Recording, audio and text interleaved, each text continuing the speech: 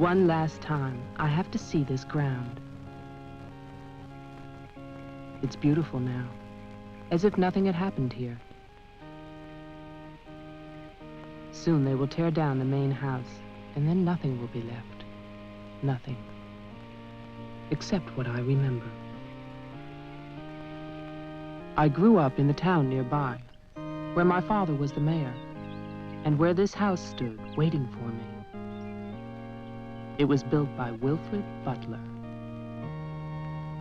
We had never seen him, and he never lived at home. Until the day before Christmas in 1950, he finally did come back. For the last time.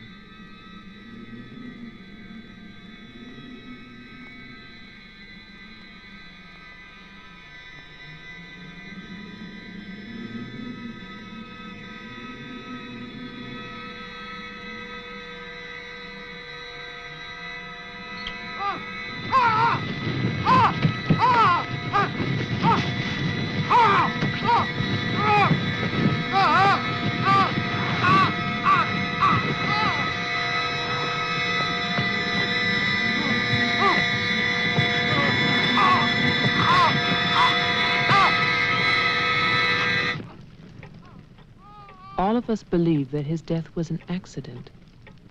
No one knew that another person had come to Butler House that Christmas.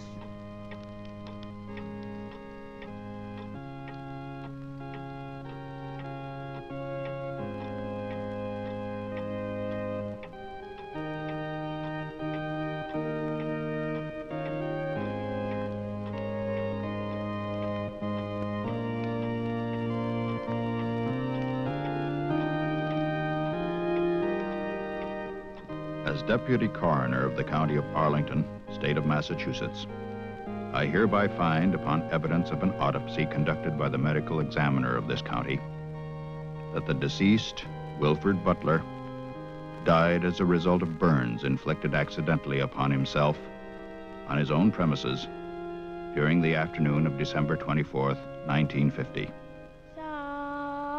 No further inquiry shall be held over the body of the deceased, and this inquest is officially closed.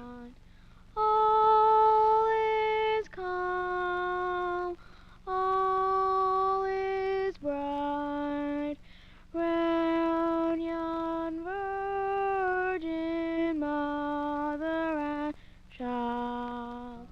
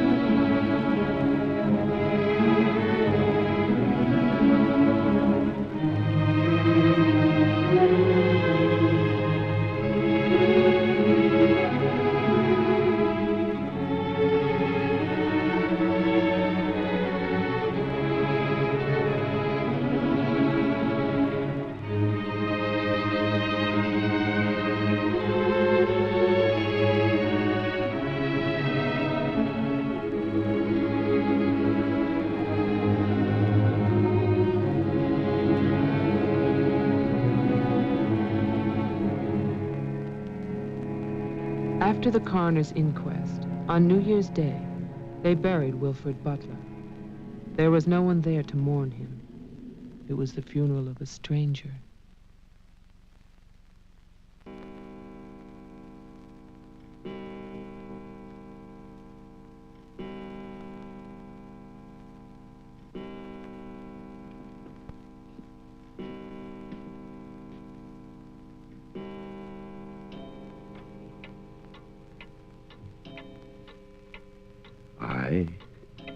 Wilfred Butler, being of sound mind and body, at least what the world considers sound, do hereby leave my house and its grounds and all personal effects within that house to my only surviving relation, my grandson, Jeffrey Butler.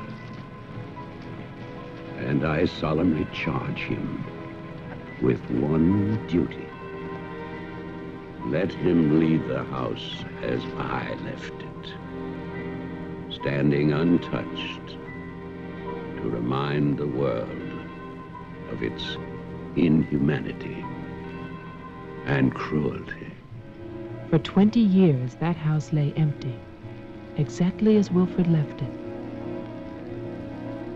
And then, last year, rumors began that it was finally being sold. The newspaper story traveled through the county to a state hospital for the criminally insane.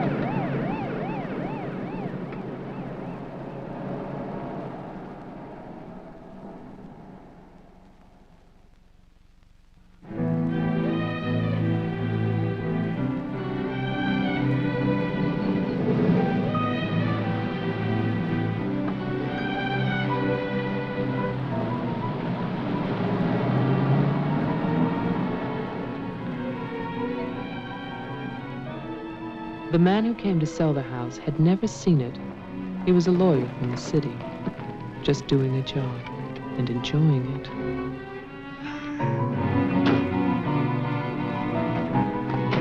Stop and look serious, please. Oh, you're hopeless. Oh, look. Hey, wait, where you going now? The mayor's gonna have a fit, kid. One more shot. Come on. Stay there. I want one together. And smile.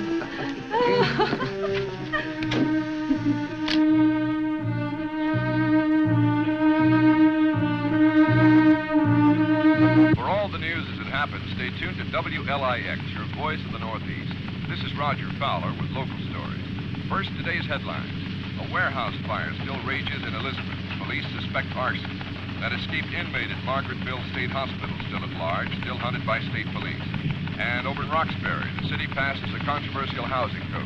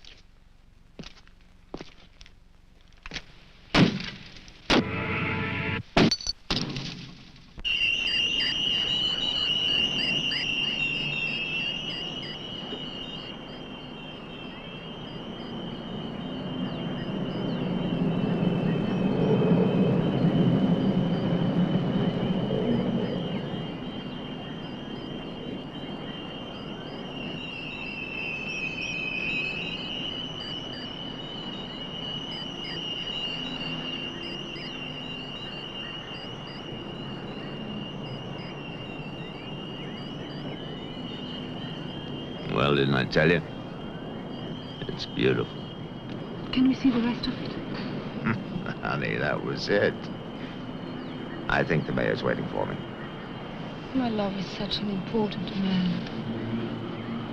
Right. Laura always says that. Darling, What? Don't be long. Honey, if you get bored, just look at the view. Sooner or later, that viaduct's gonna take us back home.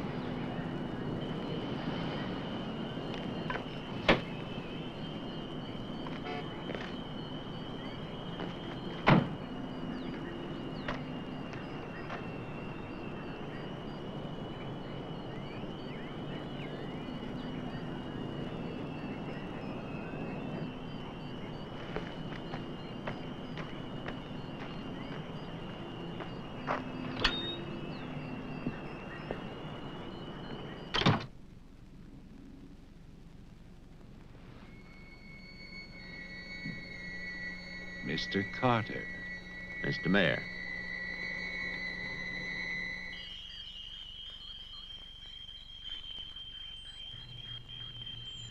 Let me introduce you. This is Charlie Toman, who publishes our weekly newspaper, The Patriot. Mr. Tolman.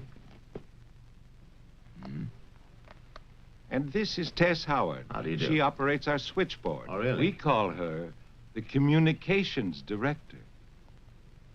And this is Bill Mason. Mason. Our sheriff.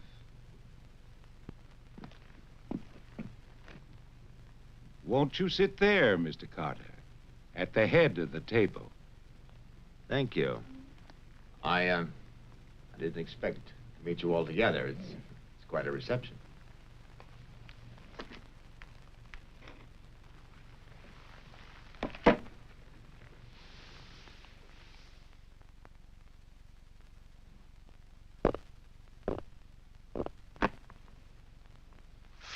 All right, let's begin. As you know, I've been retained by Jeffrey Butler. The matter concerns the house that he inherited from his grandfather, Wilfred Butler.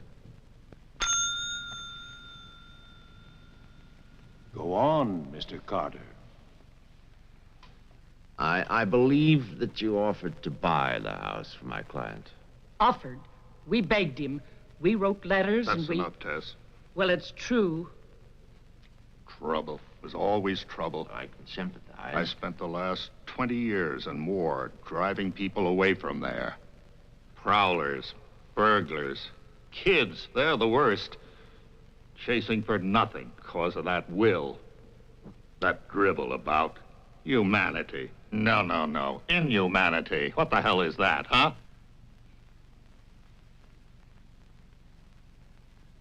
Yes, well, he was a bitter man. Hate. It must have been very hard. It must have been hate.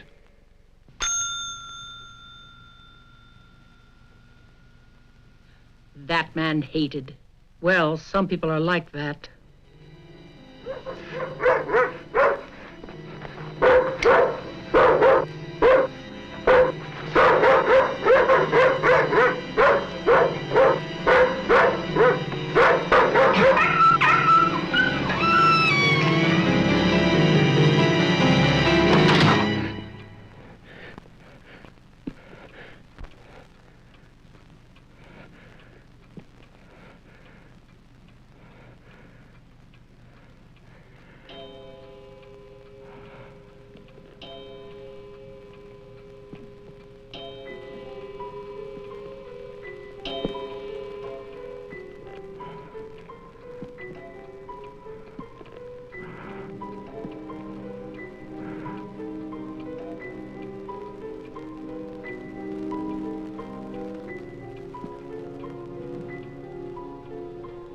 The question is, well, do you still want the house?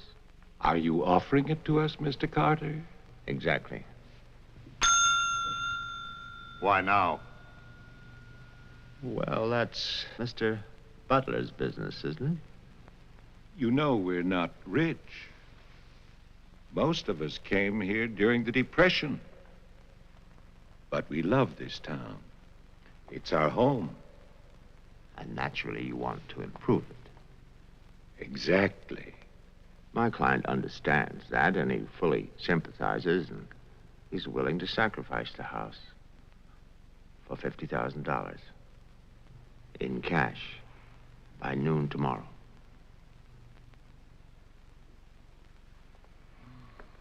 That's an awful lot of cash. It's also an awfully good bargain. You could go to Wilton. You could go now to the bank. Am I clearly understood? All that cash. Perfect. I'll wait for your answer till tomorrow. You're spending the night here? Yes. May I ask where? At the Butler House. We could put you up at the motel as our guest. No, the house is fine. The Paradise Motel. That's very kind of you, but I'm meeting Mr. Butler about some personal items. You'll want a phone. I can reconnect the line. Don't trouble, please. No trouble. You'll need a phone. Don't want to be stuck out there. Well, you've convinced me. Thank you. By the way, have you known Mr. Butler a long time? No, I've never met him. He called me and asked me if I'd handle this for him. I said yes. He had the key delivered to my office. Mr. Mayor, Sheriff, Mr. Tolman, Miss Howard, see you all tomorrow.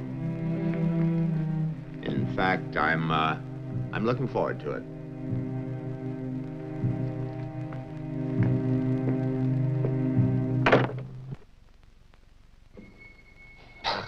Slick, really slick. He's a big lawyer, Bill. You've got to expect that. Don't tell me about lawyers. Oh, you see the way he looked at us? You see his clothes? He's doing his job. Just don't tell me about lawyers. You know what I'd like to see? Two of them like that one talking to each other. Neither one of them would know what to believe. I love you, too. Honey, when I get home, I'm gonna have a nice surprise for you. No, I can't tell you what it is now. It wouldn't be a surprise, now would it? No, I can't come home now, but it'll be very soon. Very soon. Honey, of course I miss you. Yes, I miss Mommy, too. Laura, how are you, kid?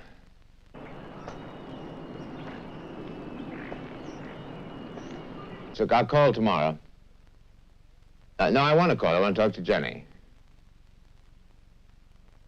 Yeah, well, as a matter of fact, I'm having a fine time. Well, same to you, darling. What do you mean, hostile?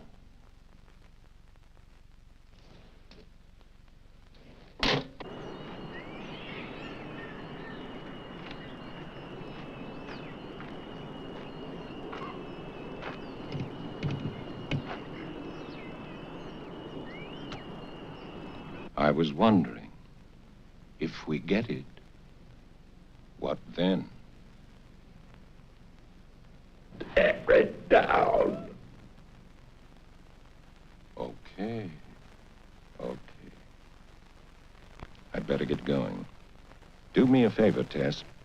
Call Diane, tell her I'm going to Wilton, and I'll be back late.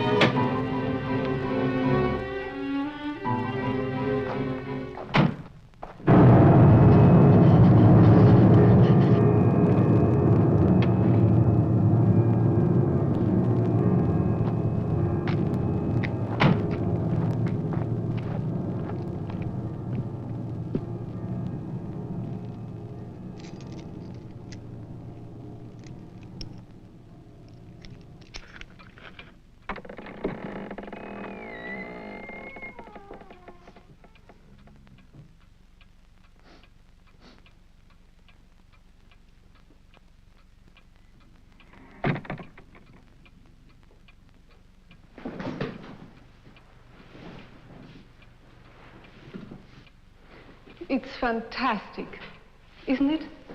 Yeah. Butler wasn't kidding. Nobody's lived here for years. That would be such a waste.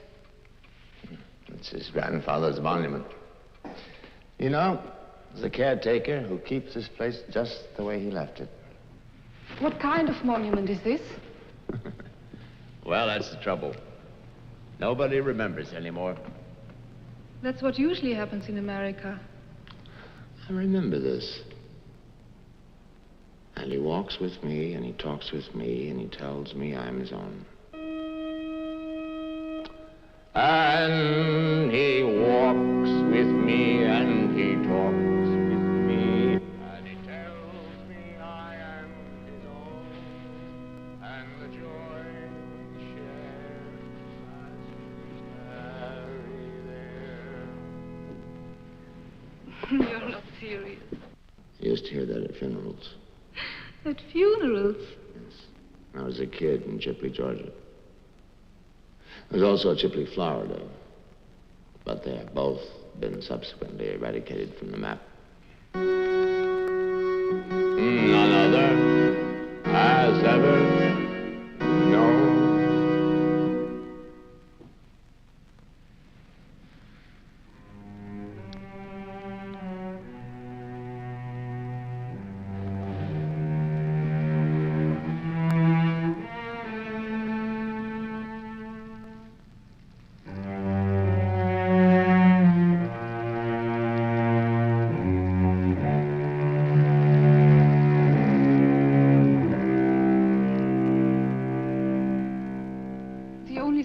Was a delicatessen, so I brought you pastrami, salami, potato salad, macaroni, everything you like.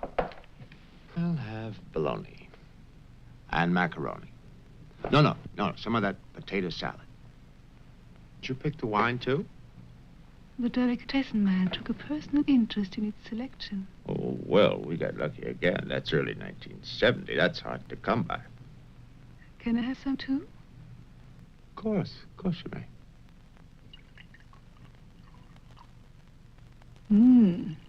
Thank you.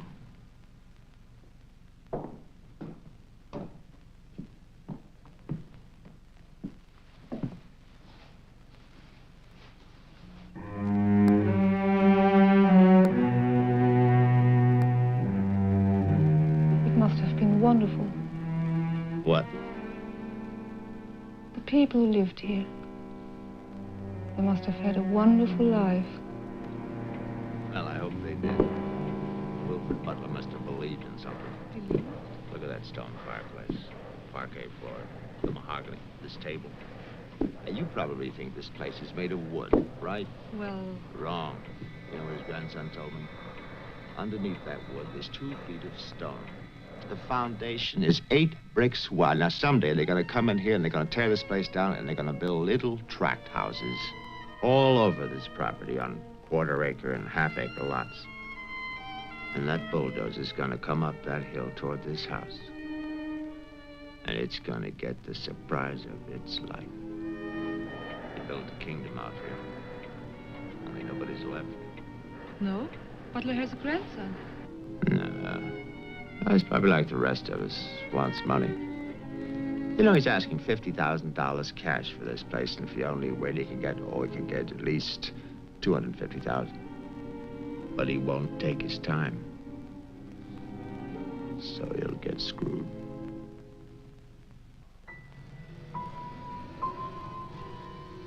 Do you want to go upstairs now?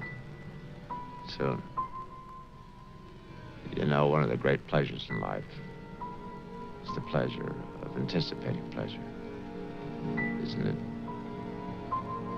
We are very close now, aren't we? Sure, honey. Very close.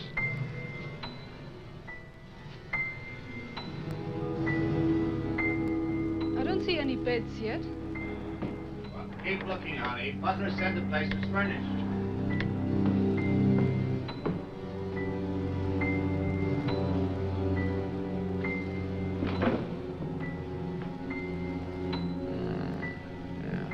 It's furnished.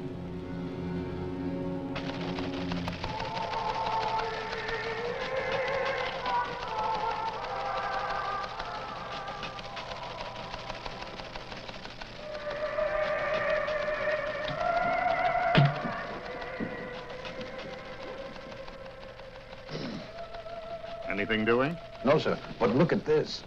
More football, huh? Look how they smeared that quarterback. Look at his arm. Got no time now. No test. How about that telephone up at the Butler house? Is it working? Well, try it now. I'll wait.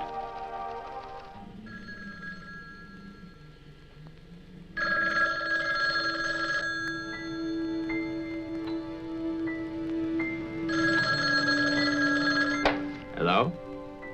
Oh, yes, Miss Howard. Yeah, the phone's working fine. Very nice of you to call. Thank you. Good night. Honey, I'm going down to the car to get some cigarettes. Be back in a minute. Okay. Don't get lonely. No, no.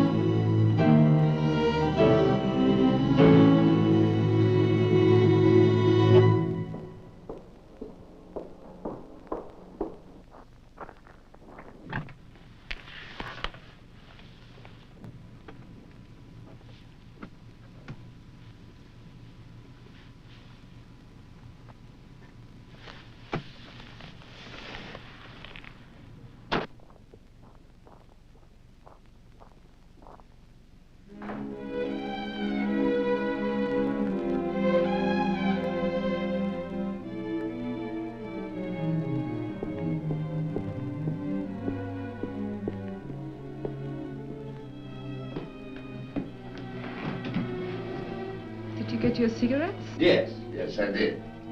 May I have one? Sure.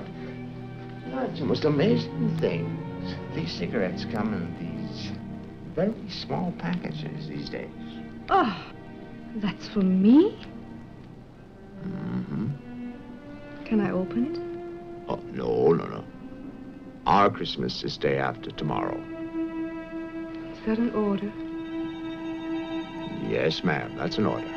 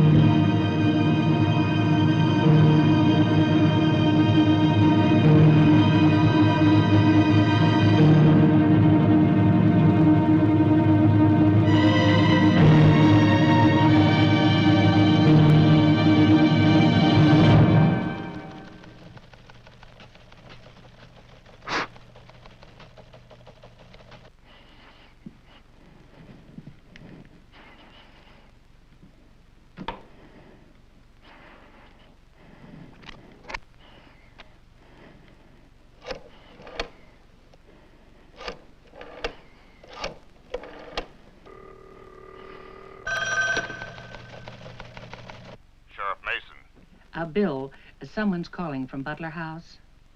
Okay, put him on. Go ahead now. Mr. Carter? I'm not Carter. Who is this? The owner. Butler. I'm worried, Sheriff. Carter's not here. Speak up, I can't hear you. I can't. I'm sick. Can you come here? What is it? What's wrong? His car's here, but he's gone. Won't you come? Okay. Now you stay put in that house. I'll wait for you. Please, hurry. I'm afraid. Now take it easy. I'm coming.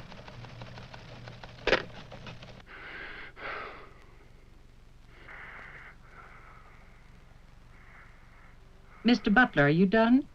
Tess, I've come back. What's that? Tess, I want to see you again. Hello? Who is this? You know me, Tess. It's Mary Ann. Tell the mayor. Tell them all. I'm waiting in my father's house. Tess, it's so lonesome here. Don't be long. Hello? Hello? Hello?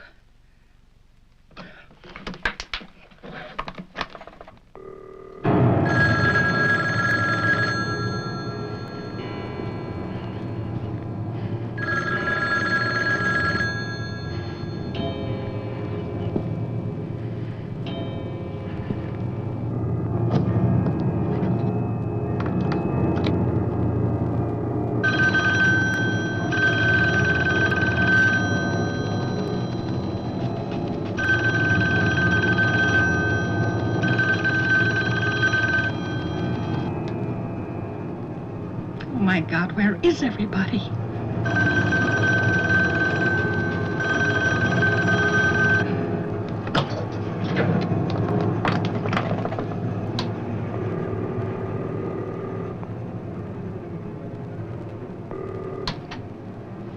Hello? Oh, Maggie, thank goodness. What is it, Tess? Something's come up. Something urgent. Can you start early? Oh, honey, I'm watching TV. Maggie Daly, you get yourself over here. What is it? Just get moving, Maggie. Just please hurry.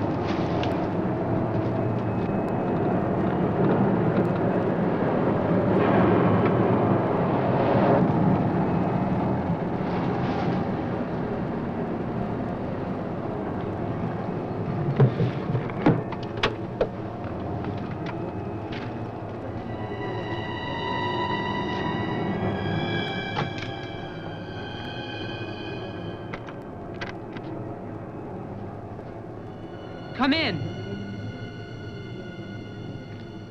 It's open. Okay, mister, that's far enough. What do you want here? Mayor, Try again. My father's not home. And don't move. you want me to put my hands up? No. Just stay there. What are you staring at? I seem to remember you from the road. That's why I'm holding a gun. You scare me. That makes sense. Thanks. Does everybody carry one here?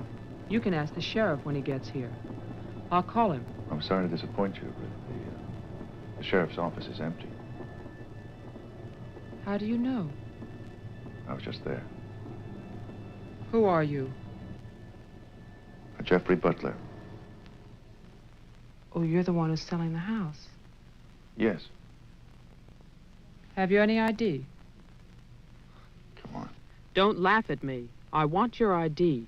Some maniac escaped from Margaretville.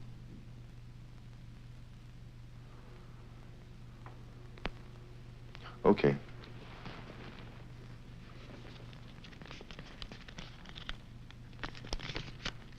Put it on the table.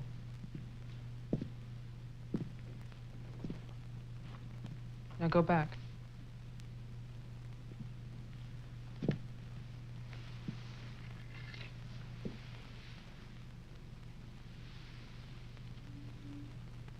California license. Lucky you. Would you like to see my maniac card from the asylum? They give you one when you escape. There's a big scarlet M on it so people won't get confused. Okay. Look, I'm sorry about the gun. My father's in Wilton getting your money. All I want to do is to get into my house. The sheriff's deputy might have a key. He's about the only one I know of. Well, where's he? You go down the road about 1.5 miles till you come to a white house with a white fence, and then you can't miss it. Thanks. That's okay. Merry Christmas. Same to you.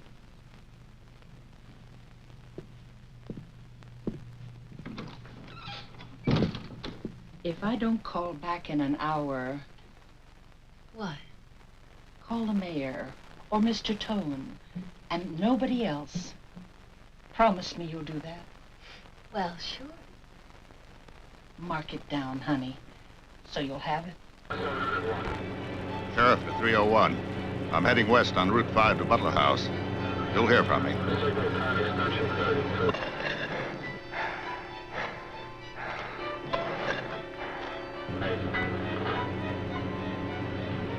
What the hell? What's that light out there?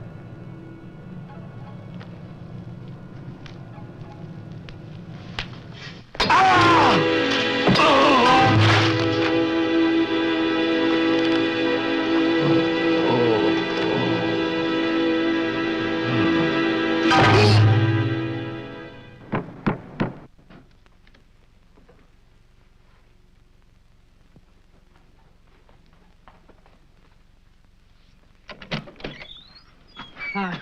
Hi. Did you find the deputy? No, I wasn't there. Oh. I was thinking, isn't your lawyer supposed to be at the house? The door was locked. His car was there, so I borrowed it. You mean you stole a car? Yeah. Keeping it warm. What if he needs it? Let him find me. Who's coming to dinner? Oh, Daddy. We always have dinner every Thursday. Do you want something? No, I ate Paradise Motel. Yeah, I know. It's awful. What about a drink? Yeah. It's cheap bourbon, but that's a big favorite around here. Do you want ice? No, straight. You look tired. I am tired. Well, here's to a fast dollar. Cheers.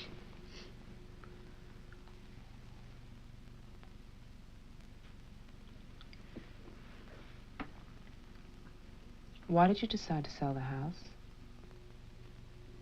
Needed the cash. After all these years? I need it now. Huh.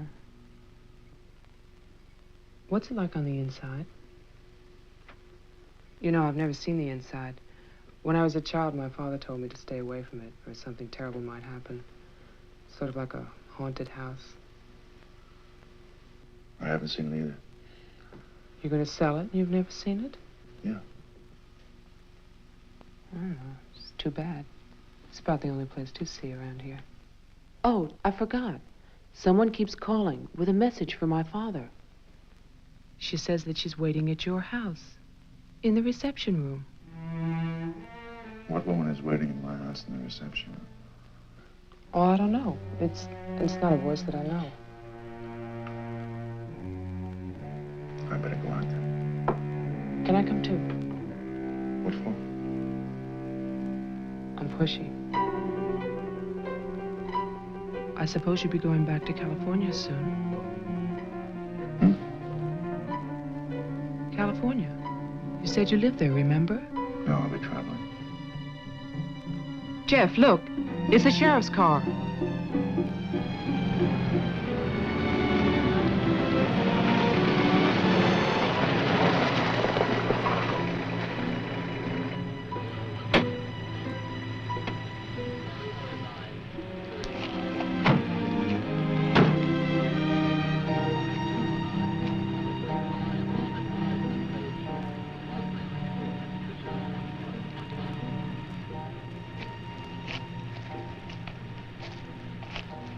There's a light.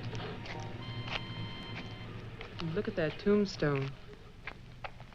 Pretty cheerful. Who bears the cross shall wear the crown. Wilfred Butler. My grandfather. Oh.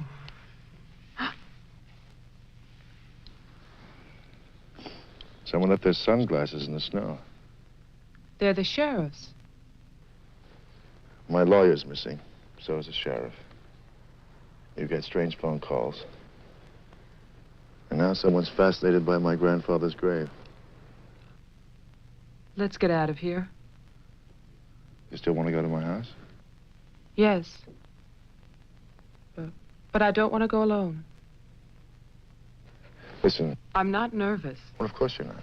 Oh, it's the cold. I'm shaking from it. Let's get out of here. Okay. We'll get help in town. It's 10 minutes drive.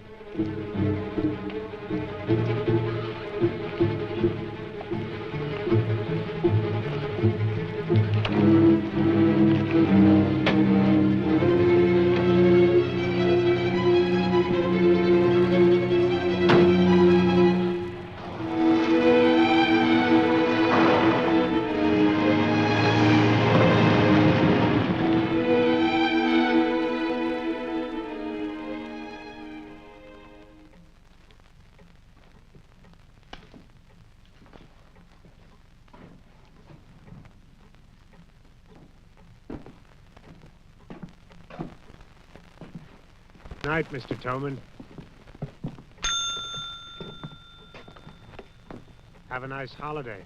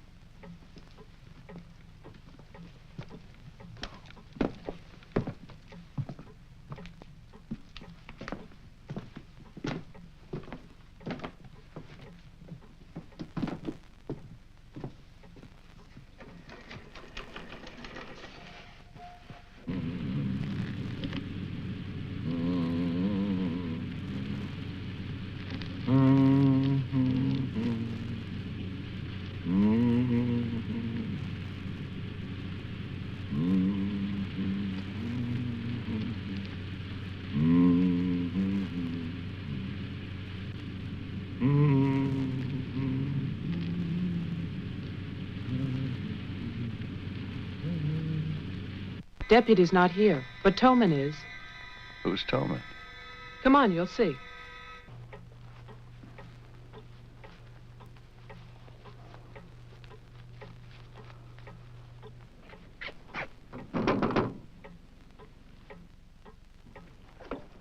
Mr. Toman, wait.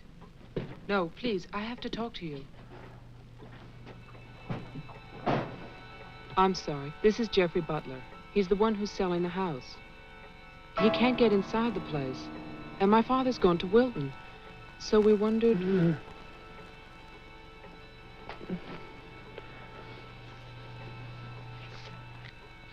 Anything wrong? He'll tell us. Tess has gone to his house. Why would she go there? I don't know. Anyway, she won't get in. You say it's locked. He says she hates the place. Would you like to drive there? Diana could stay here, lock herself in. I need a key.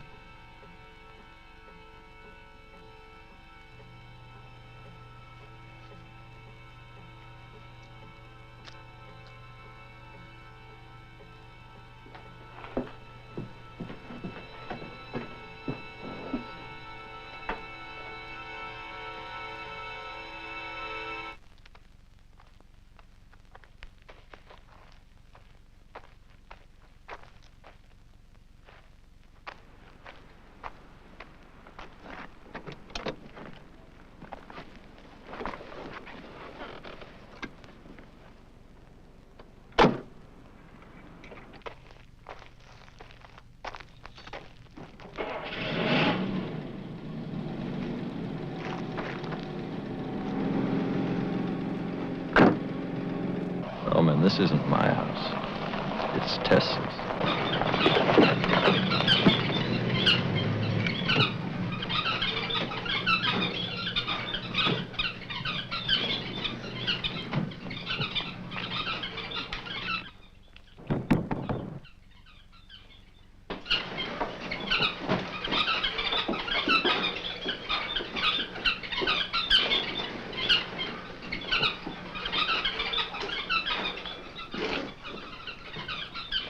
Well, Tess isn't here.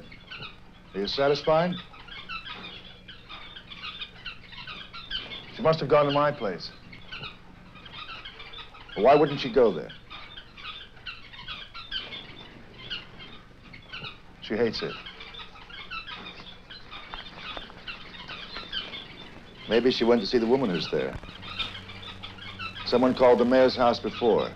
Said she'd be waiting.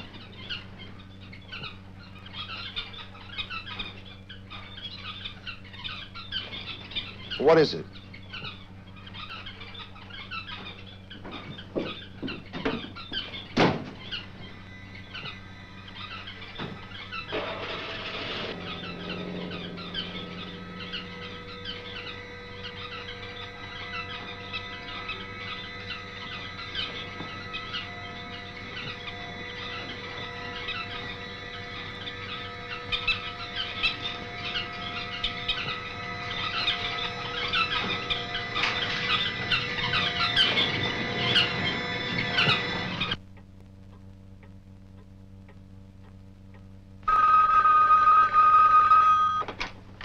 Hello, Jeff?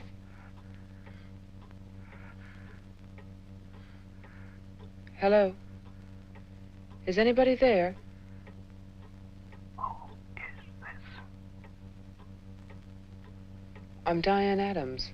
I spoke to you before. Bring your father to the house. This is Marianne. Tell him I have the diary.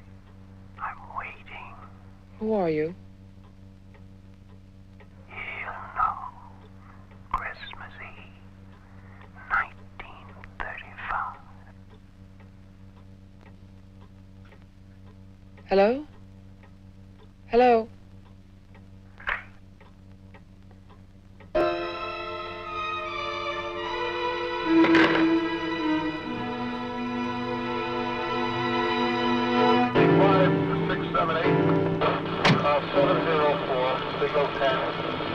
704, C Charlie. 704, signal 10, 704, C Charlie.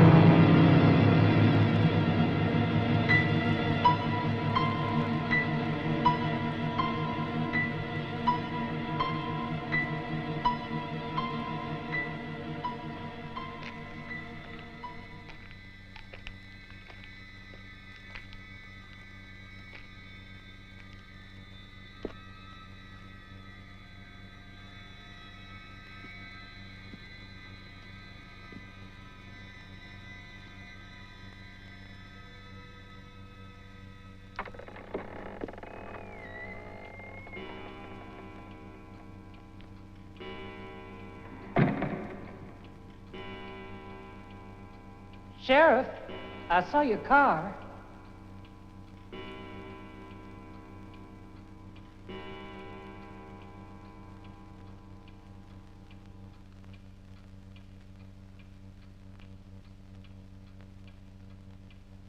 Bill?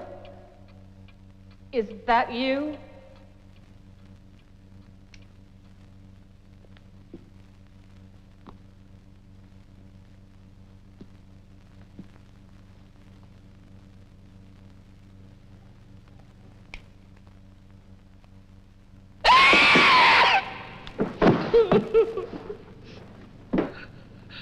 Tess, you can't see me, but I can see you. Oh, yes, I remember that face. You're older now, and fatter, but still, Tess. And you're frightened, aren't you? Don't be afraid. I want to help you. Take my hand. Take it, Tess.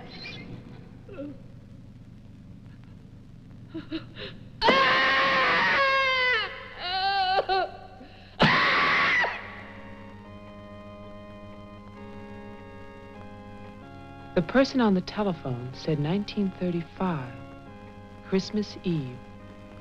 But that's not the beginning. In 1927, Butler House was restored by Wilfred Butler. After that, I find social notes, parties, nothing special.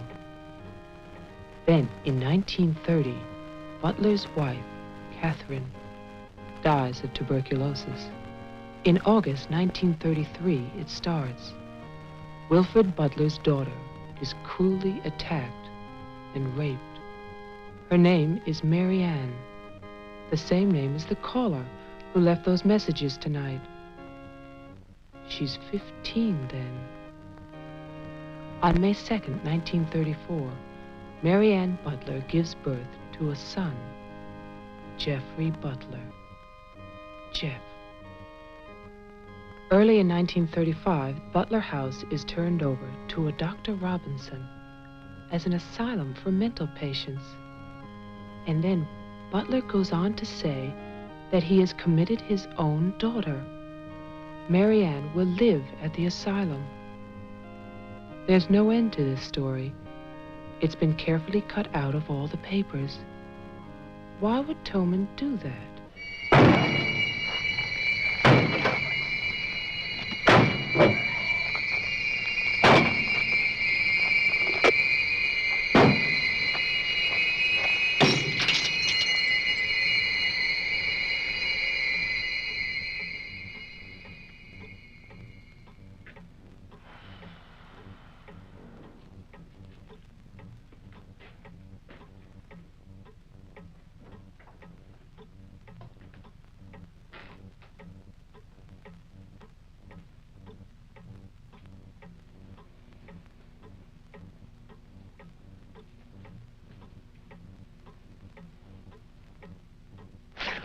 You scared me.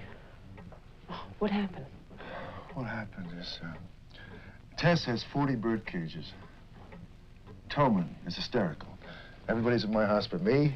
It's cold outside and you forgot to lock the door. Joe, how old are you? How old am I? You mean, how many years have I lived? No. There's a lot in the paper about your family.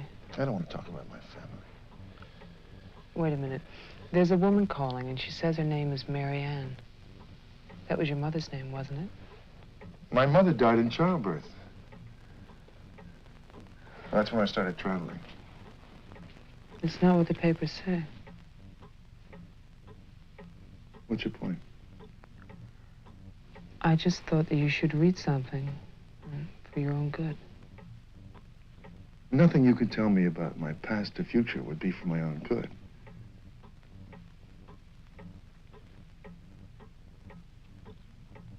Where is the paper? It's on the table.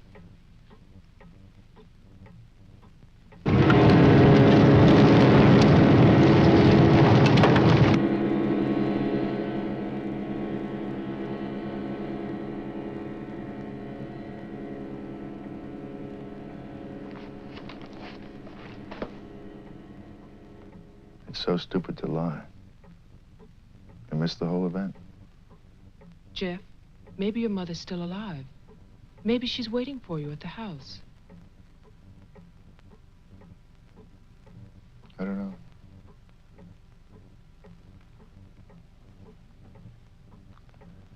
Come on. No more side trips. Let's go out there.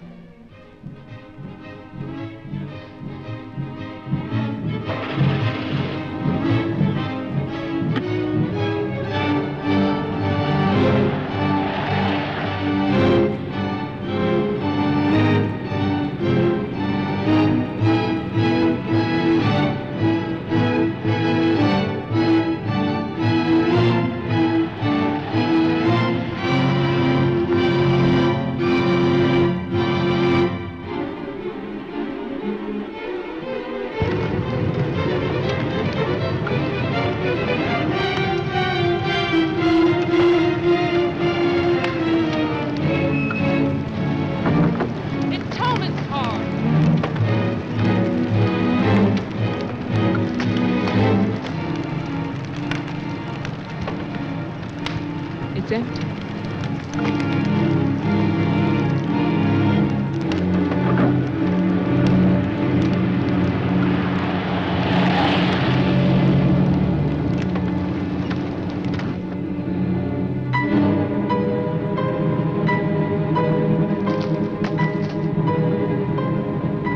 Jeff, look!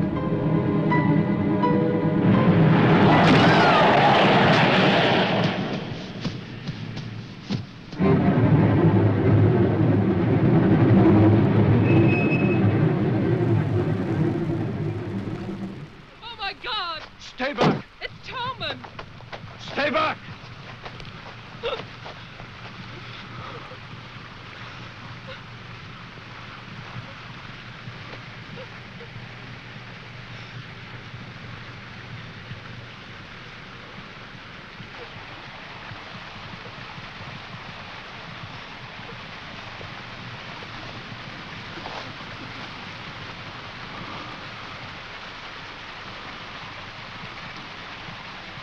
He's dead.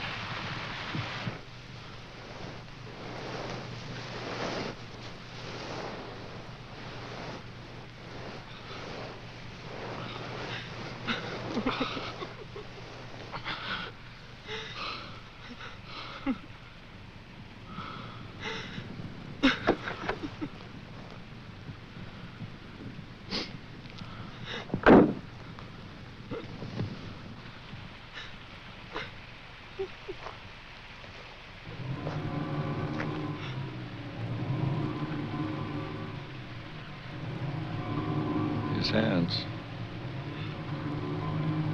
Somebody cut off his hands. You killed him. You killed Toman. He's asking for help.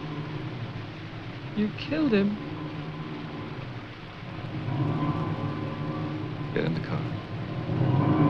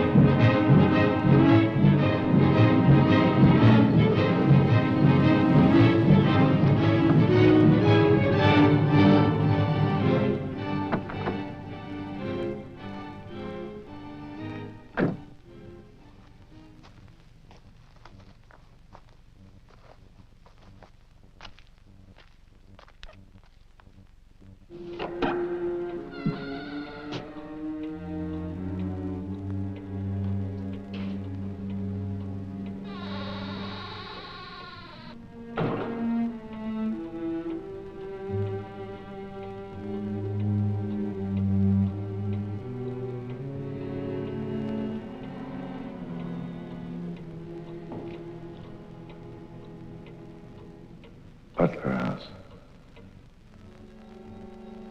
The keys. He took them.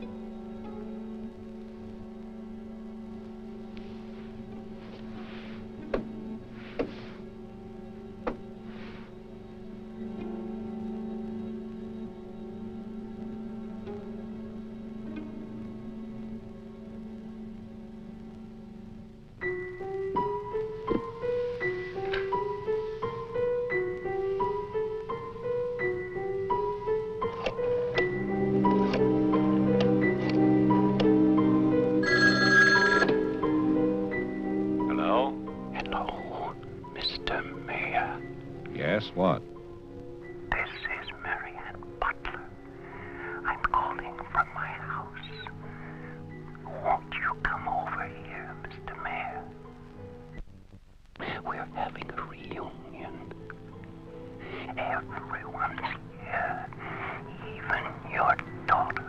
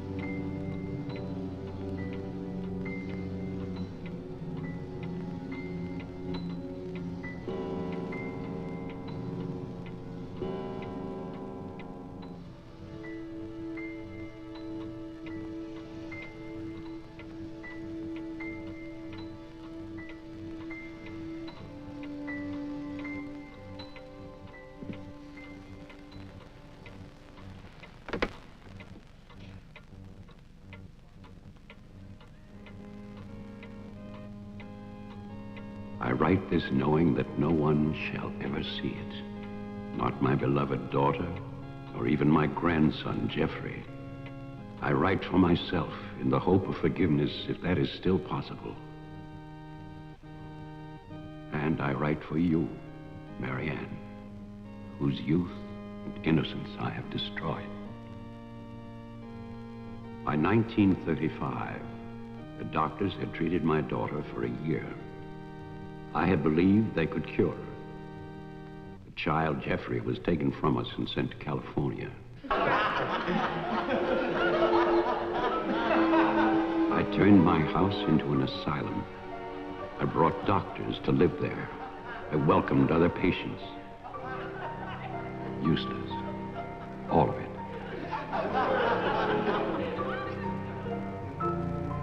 I remembered what she had been. There was never a lovelier, happier child.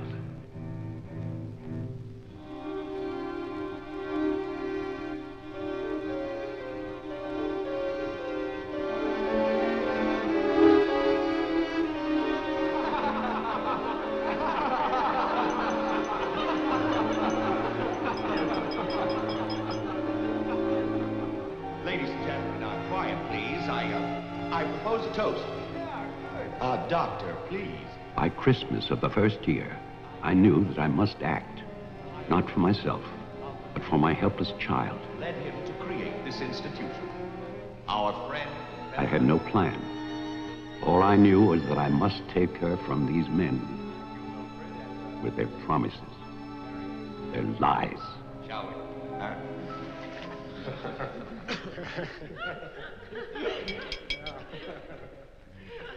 For he's a jolly good fellow, for he's a jolly good fellow, for he's a jolly good fellow, which nobody can deny, which nobody can deny, which nobody can deny, for he's a jolly good fellow, which nobody can deny. I knew that they would gorge themselves into a stupor that afternoon. It was their celebration. I expected no less. Since they had come into my house, they had acted as if they owned it. They had behaved like poor relations, half guilty, but finally unable to control their appetites.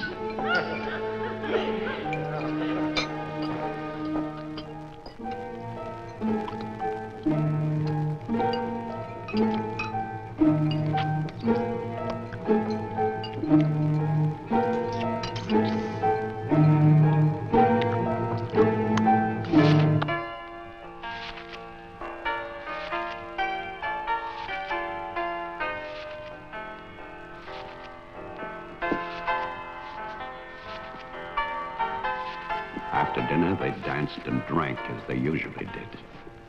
All the time, Robinson would smile and reassure me. They expected me to believe, because I had no choice. Wilfred, trust me. He really believed Marianne would be well. He saw a light. There is a light at the end of a long tunnel. Believe me. There is a light at the end of a long tunnel.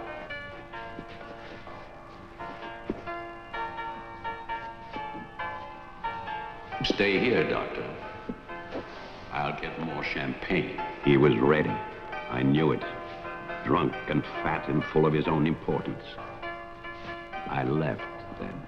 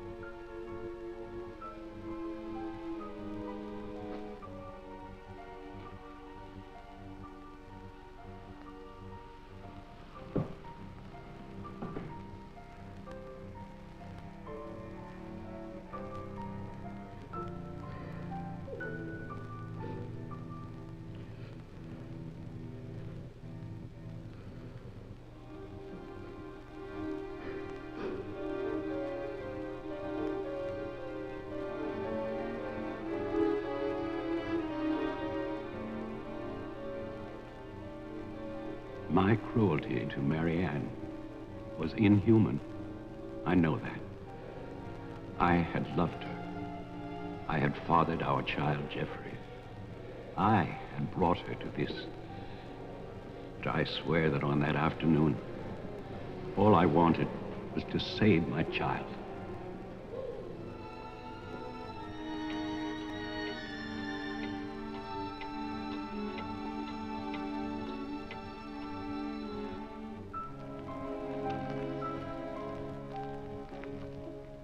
My hope was to get her away from that house. But also, I wanted to set free those other wretches who had so long been abused by the doctors.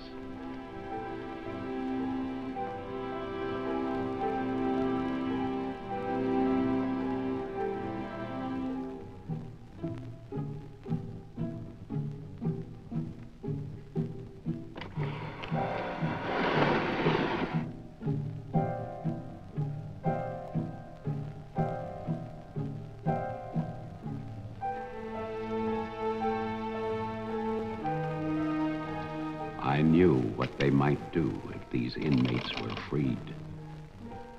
And this is my guilt. I knew, and still I freed them.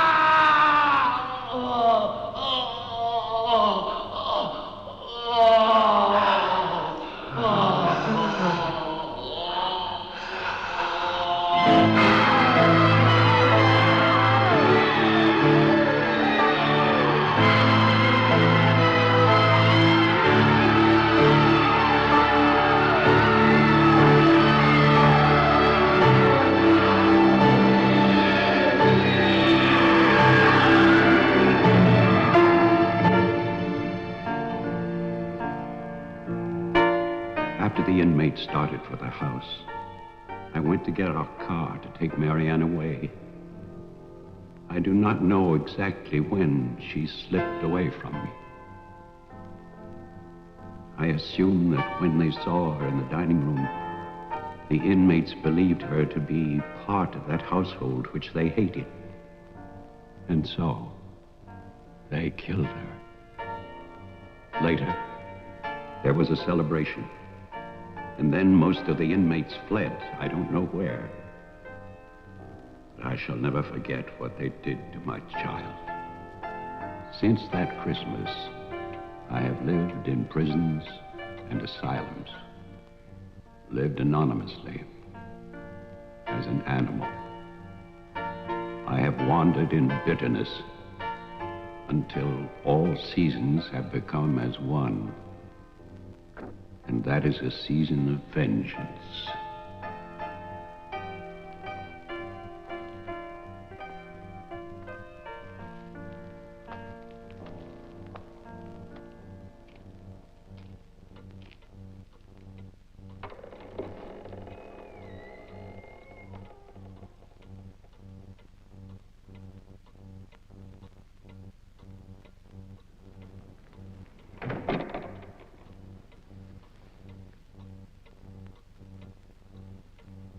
Jeff.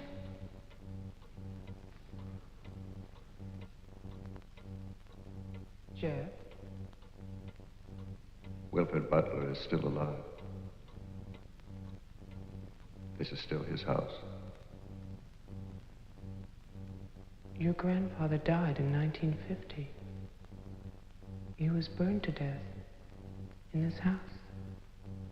My grandfather poured gasoline over a squatter he found here. The town wanted to believe he was dead. They still do.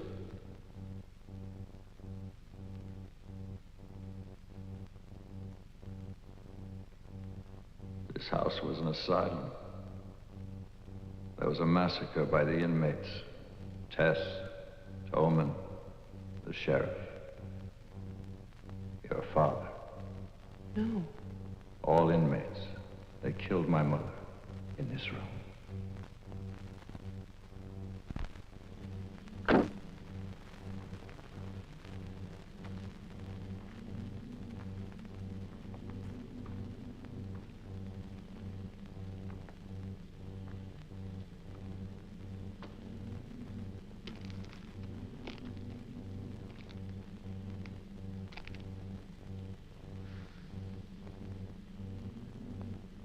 Who's that? Who's there?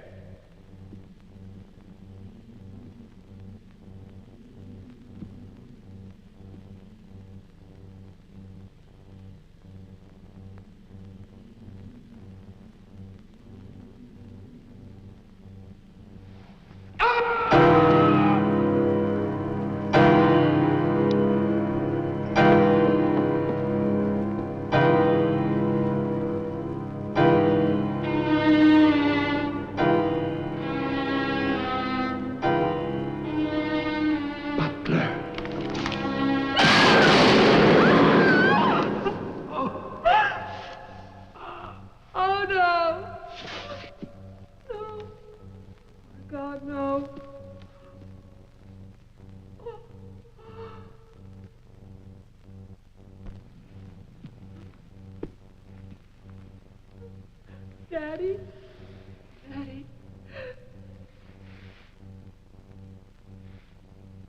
Diane? Jeff?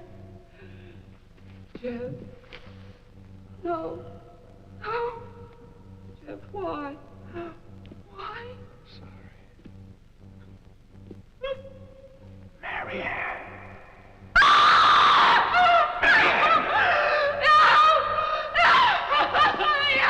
Don't run away. Don't. I'm your father. Don't be afraid. I won't hurt you. Please. It's all right. I won't hurt you. I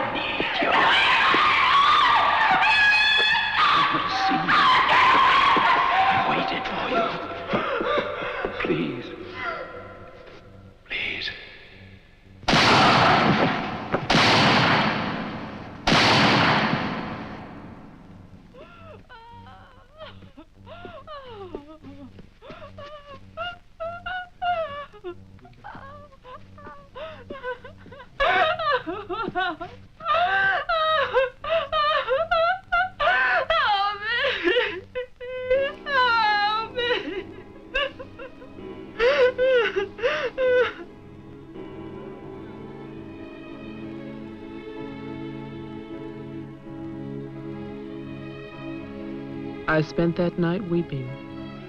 By morning, there were no more tears.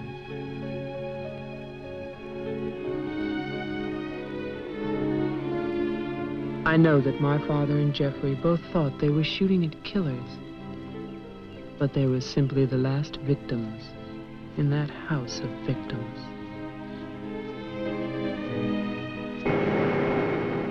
And now, a year later, they will tear down Wilfred Butler's monument. But they can never destroy my memories of what happened here.